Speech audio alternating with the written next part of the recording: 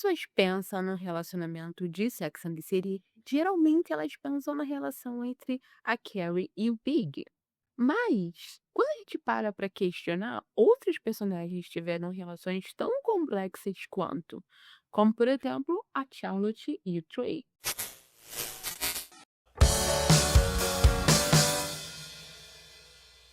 Olá, eu sou a Thais, se essa é a sua primeira vez aqui, seja muito bem-vindo ao meu canal.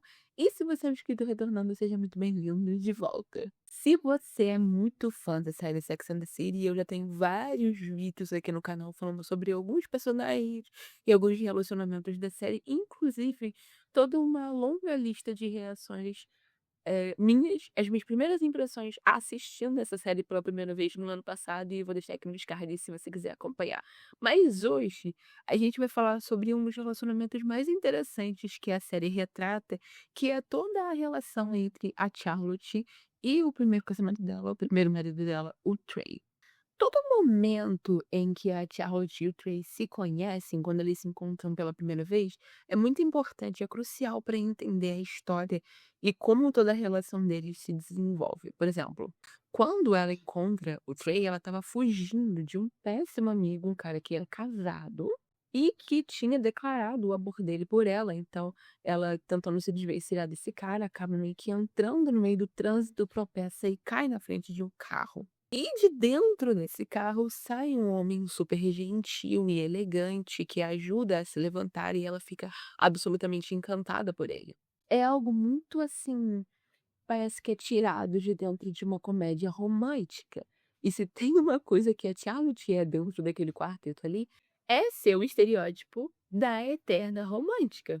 Então, assim, é óbvio que aquilo ali ia fazê-la se apaixonar instantaneamente. E foi exatamente o que aconteceu. Charlotte, ela é muito idealista. E para além disso, ela acredita piamente assim, em amor à primeira vista, na ideia de você ter um grande amor, almas gêmeas, contra todos os obstáculos e etc e tal.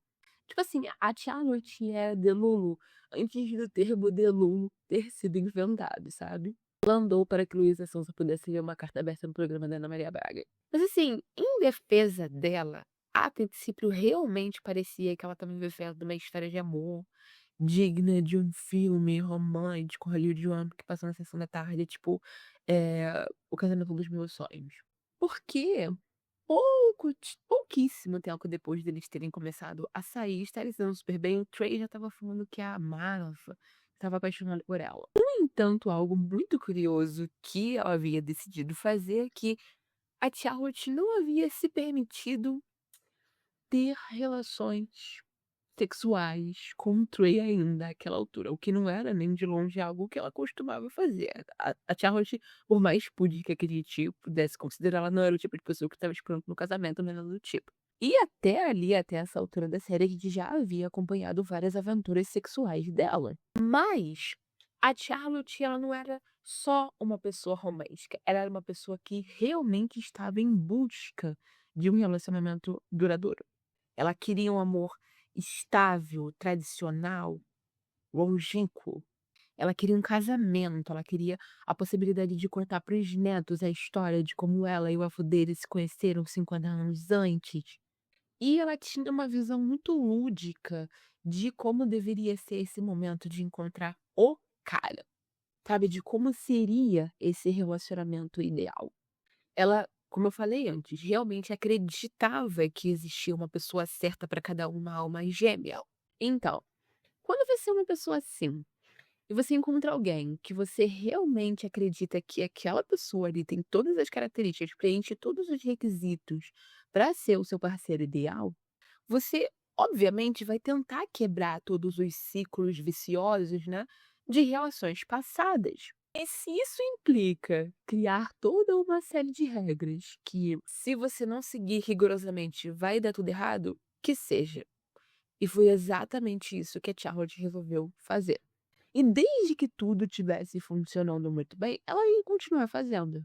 Não só em apenas 2 semanas o Trey já havia dito que a amava, como ele, para todos os efeitos, era exatamente o parceiro que ela sempre buscou. Vamos lá, a Charlotte, ela era uma mulher que queria viver um alto padrão de vida, tá? Ela queria fazer parte ali da alta nata da sociedade. E o Trey, ele não só tinha muito dinheiro, como por exemplo, o Big tinha muito dinheiro. O Trey era old money. O Trey tinha dinheiro de gerações, o Trey tinha dinheiro de PIB de pequenos países, sabe, uma fortuna e um status que não era de ontem, não era suor do trabalho duro, mas sim fruto de gerações e gerações, e era exatamente isso que a Charlotte queria ser, fazer parte. Status era muito importante para ela, era quase um esporte que ela se esforçava muito para competir. Então, nessa ânsia dela de conquistar tudo aquilo que ela sempre sonhou, que ela sempre acreditou ser o melhor para ela acabou não percebendo que, na verdade, esse relacionamento estava muito longe de ser a história de amor que ela estava visualizando que era. Vamos lá. O Trey, apesar de muito bonito, muito bem-sucedido, estabelecido na alta classe nova-iorquina, etc., ele não tinha um pingo de personalidade. Ele era muito educado e muito não argumentativo, o que acabava se refletindo num comportamento muito passivo dentro da relação dos dois. Um bom exemplo disso é a decisão deles não transarem até o casamento, por exemplo. É óbvio que a Charlotte tinha todo o direito de fazer essa escolha para a vida dela. Se ela não estava interessada, é um direito dela de não fazer. Mas nunca existe uma conversa onde o Trey expõe a opinião dele sobre o assunto. Ele apenas vai seguindo o fluxo. Quando ela diz que não vai acontecer, ele apenas aquece, apesar de ficar muito evidente que não era isso que ele queria fazer. Ele só aceita tudo que ela vai decidindo e ele fica muito confortável na falta de comunicação e na falta de transparência na relação dos dois, o que deveria ter sido o primeiro sinal vermelho. E aí a gente tem um momento onde ele entrega o prenup pra Charlotte. Prenup que nada mais é do que um documento que existe dentro da jurisdição lá nos Estados Unidos, onde antes de você se casar, meio que você assina um contrato com determinadas implicações. Por exemplo, se houver uma traição, significa que no divórcio a pessoa não fica com tantos por cento, ou se por acaso você tiver um filho, significa que se houver um divórcio, a pessoa vai ficar com tantos por cento, etc e tal. É um documento que muita gente que tem muito dinheiro, muitas posses, muito status, sempre faz, sempre assina antes de um casamento para se proteger, para proteger a fortuna da família e tal. É muito comum que famílias como a do Trey exijam que alguém se casando com um dos membros assine o prenup. Só que, apesar de, ser uma coisa muito pragmática, né, muito lógica e muito fácil de se entender do porquê ele iria querer que ela assinasse um, é o completo oposto de tudo aquilo que a Charlotte estava idealizando aquela relação, porque um acordo prático ali não tem nada a ver com esse ideal romântico de filme que ela estava, usando para medir o relacionamento dos 2. Mas o meu ponto não é nem esse, meu ponto é que a maneira como ele entrega essa informação para Charlotte é como se eles estivessem fazendo um acordo de negócios. Ele não tem paixão pela Charlotte.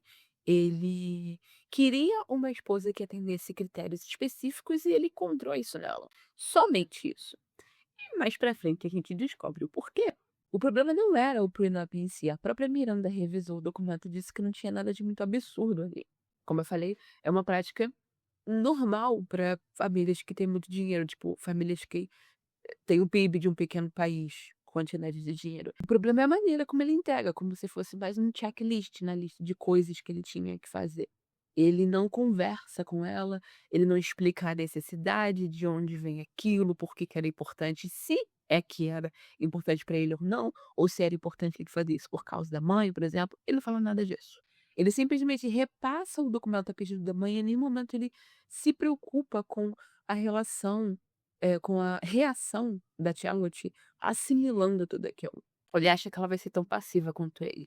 E a Charlotte, por sua vez, é tão, incapaz de discutir os sentimentos dela dentro dessa relação com o Trey, que ela prefere ir confrontar a futura sogra sobre o assunto do que falar com ele. Muito provavelmente porque ela sabia que o Trey não tinha poder de decisão nenhuma, que ele ia fazer o que a mãe dele quisesse. E aí, a gente chega o momento da despedida de solteira, onde a Charlotte está subindo pelas paredes, ela não aguenta mais, e ela tá muito bêbada e vai procurar o Trey. E é aí que ela descobre que ele é impotente. E é aí também que fica muito claro por que que ele estava tão tranquilo em esperar pra fazer sexo até o casamento. Porque depois do casamento, quando ela descobrisse, elas já estavam casadas. E ele não queria ter que discutir esse assunto com ela. Ele também não queria que ela desistisse do casamento. E, obviamente, esse era um problema gigante ali dentro dos 2, porque, sexo é importante ali dentro do relacionamento, não só por ser, mas porque também um reflexo da intimidade do casal. E diz muito que eles não tivessem essa compatibilidade, porque eles não tinham intimidade como casal. Mas a Charlotte escolhe passar por cima desse problema gigante entre eles, porque ela queria tanto esse casamento. E aí é que tá, não é que ela queria tanto essa relação com o Trey como pessoa, ela queria tanto esse casamento, essa conquista. E óbvio que dar prosseguimento com o casamento não conserta o problema.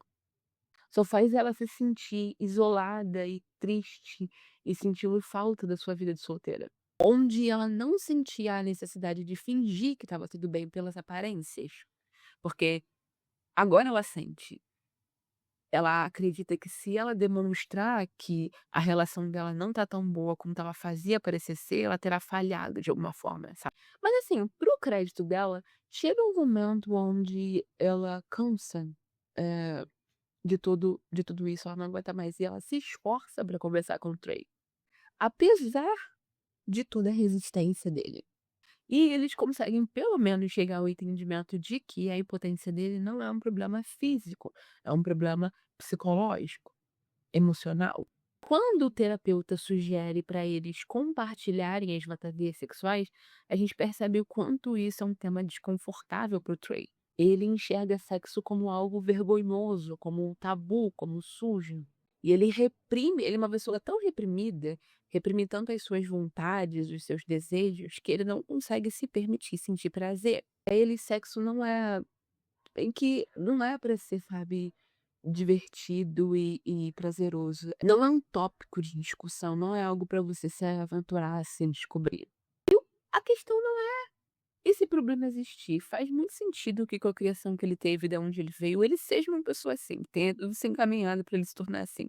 O que é triste é que ele é tão fechado pra tentar consertar o problema, sabe, pra tentar reformular esses conceitos dentro da mente dele. Principalmente porque ele tem ali ao lado dele uma esposa que era super compreensiva, paciente e que estava disposta a tentar de tudo, absolutamente tudo, para ajudá-lo e estava, sacrificando as vontades e desejos dela nesse meio tempo. Mas o Trey, ele simplesmente não conseguia mover um músculo, ele simplesmente não conseguia fazer o mínimo. Tudo era muito vergonhoso, tudo ameaçava demais o orgulho dele.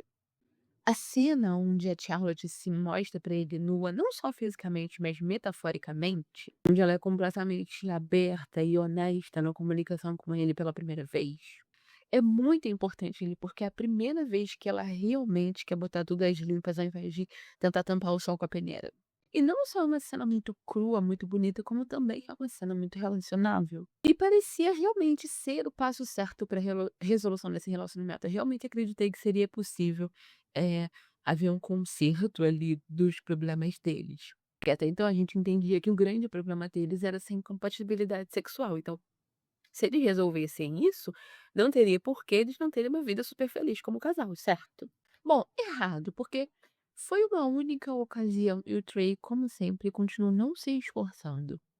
A ponto de, depois de descobrir que a Charlotte foi pega beijando o jardineiro na casa da mãe dele, escolher fingir que estava tudo bem. Dizer pra ela que ia fazer vista grossa pra o que ela precisasse fazer pra, eh, como eu posso dizer, satisfazer as vontades dela. Eles poderiam viver vidas separadas e continuarem juntos. E essa foi a gota d'água pra Charlotte. Quando a Charlotte diz que a única coisa pior do que ter 34 anos e ser solteira é ter 34 anos e ser divorciada, eu adoro que a resposta automática da Miranda é: a pior coisa é ter 34 anos e estar num casamento que não funciona.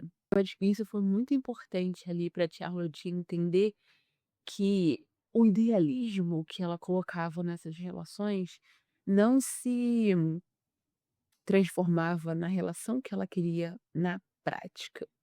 Apesar de depois disso eles ainda tentarem mais uma vez ficarem juntos e tentar darem uma nova chance para o relacionamento deles e tal, eu acho que aquele momento ali foi crucial pra Charlotte entender as limitações dela e também para ela entender o que que ela merecia, o que que ela queria dentro de uma relação. E é muito curioso, né, porque é justamente no momento em que eles estão separados, no momento em que o Trey não a enxerga mais como esposa, que ele subitamente fica louco de desejo por ela. Mais uma vez, voltando ao fato dele enxergar o casamento como algo sagrado, puro, e sexo como algo obsceno, sabe, aquela coisa Madonna versus Rock.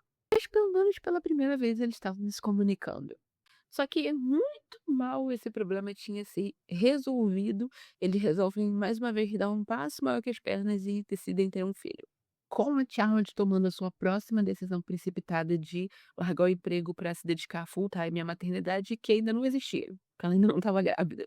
O desafio de lidar com a infertilidade acaba não tornando eles mais próximos, acaba afastando os dois cada vez mais. Porque eles não tinham uma relação ainda sólida o suficiente para enfrentar esse problema. E eu acho muito doido como o Trey, não só como marido, mas como médico, né, como o médico ali da relação, não tenha tomado a frente nesse período. Seria natural que fosse ele quem tivesse ido procurar os melhores especialistas e pesquisado muito sobre o assunto. No mínimo que ele tivesse muito interessado nas chances de fazer a fertilização dar certo. Mas não, rapidamente tudo se torna muito cansativo para ele. E apesar de, por um lado, eu concordar com a fala dele de que não deveria ser tão difícil eles terem um casamento saudável, que ele simplesmente estava cansado aos 43 anos e que ele queria que a vida dele fosse mais simples, eu também não acho que um homem da linhagem e criação do Trey teve uma vida muito desconfortável ou muito difícil. Então eu vi mais de uma preguiça, de uma má vontade, de uma rapidez em desistir das coisas em qualquer sinal de desconforto, porque tudo foi muito fácil para ele. Ele não tem interesse em ter que se empenhar para fazer as coisas darem certo. E foi por isso que ele tão rapidamente quis um relacionamento sério com a Charlotte. Porque ele acreditava que, ao entregar a ela a vida que ela queria, ela seria a esposa ideal e aí não ia ter nenhum problema. Ela não criaria nenhum obstáculo. Ela não daria trabalho. E talvez a Charlotte do começo da série fosse assim. Talvez em algum momento a Charlotte pudesse não criar tanta resistência e só seguir com o fluxo, da mesma maneira como o Trey gostava de levar a vida. Porém, ali eu acho que ela já tinha aprendido um pouco e já tinha se encontrado um pouco como pessoa, porque a Charlotte, num dos melhores momentos dela na série, na minha opinião, se impõe e diz que ela não acredita que ela precisa desistir do sonho dela para se adequar às fraquezas dele. Então ela finalmente entende que, apesar do Trey parecer o parceiro ideal dela no papel, ele não poderia estar mais longe da pessoa que poderia fazê-la feliz. E eu acho que toda a relação deles é um ótimo exemplo, uma ótima lição pra gente de como idealizar demais o quanto você quer uma relação, o quanto você quer que ela seja, acaba funcionando em nosso próprio detrimento. Bom, então é isso. Eu espero que você tenha gostado desse vídeo. E se você gostou, comenta aqui embaixo o que que você achou. Se você costumava assistir Sex and the City, descobriu a série agora, como é que você se sente a respeito do relacionamento da Charlotte com o Trey, quais outros relacionamentos dela e de outras personagens da série você gostaria que eu trouxesse aqui também. Não se esquece, se você gostou desse vídeo, de deixar um like, compartilhar ele com seus amigos, fãs ou haters da Charlotte e de Sex and the City em geral. E hypar esse vídeo também para que o YouTube mande ele para outras pessoas. E se você ainda não é inscrito no canal, por favor, esse é o momento. Para agora, só sobe um pouquinho a tela e se inscreve. Muito fácil, muito simples e me ajuda bastante. Eu sei que esse foi um vídeo mais curtinho. Ficamos, mais uma vez, alguns dias sem vídeos aqui no canal, mas voltamos. Voltamos, deu tudo certo. Os problemas anteriores foram resolvidos e agora a gente vai seguir uma rotina mais firme. Eu prometo. Eu prometo que em 2026 eu não ser mais frequente. Bom, é isso. Não se esquece também de me seguir lá no Instagram, @soueucaio1. E até o próximo vídeo.